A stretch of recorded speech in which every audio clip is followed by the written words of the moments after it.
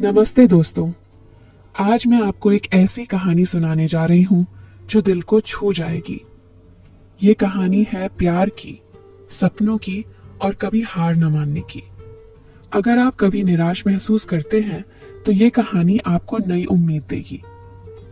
तो चलिए शुरू करते हैं। एक छोटे से शहर में रहती थी एक लड़की जिसका नाम था आरुषि। आरुषि बहुत मेहनती और सपनों से भरी हुई थी। वो एक साधारण परिवार से थी जहां पापा एक छोटी सी दुकान चलाते थे और मम्मी घर संभालती थी। आरुषि का सपना था बड़ा डॉक्टर बनना, गरीबों की मदद करना। लेकिन शहर में अच्छी पढ़ाई के लिए ज्यादा सुविधाएं नहीं थी। स्कूल में वो हमेशा टॉप करती थी, लेकिन आगे की पढ़ाई के लिए उसे बड़े शहर जाना पड़ता। परिवार की हालत ठीक नहीं थी, इसलिए वो सोचती थी कि सपना तो सपना ही रह जाएगा। एक दिन कॉलेज के फेस्ट में आरुषि ने एक भाषण प्रतियोगिता में हिस्सा लिया।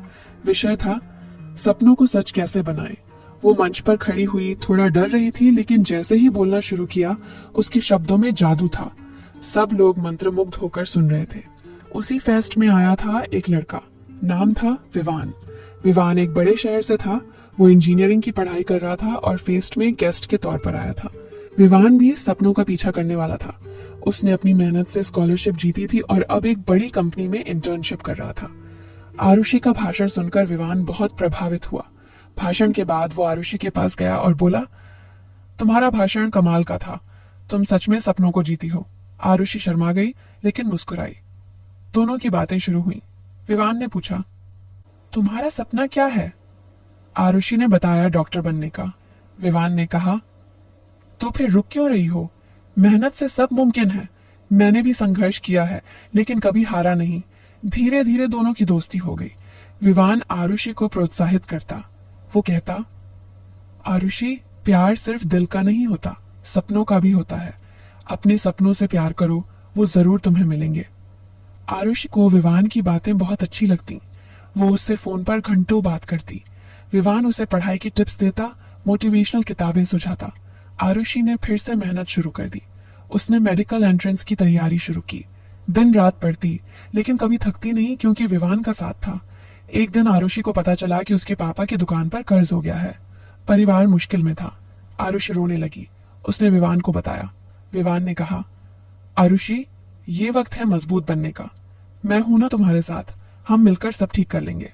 विवान ने अपनी बचत से कुछ मदद की, लेकिन सबसे बड़ी मदद थी उसका हौसला। आरुषि ने पार्ट टाइम ट्यूशन पढ़ाना शुरू किया ताकि घर की मदद कर सके और अपनी पढ़ाई भी जारी रखे। समय बीता, दोनों का प्यार गहरा होता गया। विवान आरुषि से कहता, तुम मेरी प्रेरणा हो, तुम्हारी मेहनत देखकर मुझे भी और अच्छा करने का मन करता है। आरुषि मुस्कुराती और कहती, तुम मेरे सपनों के साथी हो, तुम्हारे बिना मैं अधूरी हूं। फिर आया वो दिन। मेडिकल एंट्रेंस का रिजल्ट आया। आरुषि ने टॉप किया। पूरे राज्य में उसका नाम था। परिवार खुश, शहर गर्व से भरा।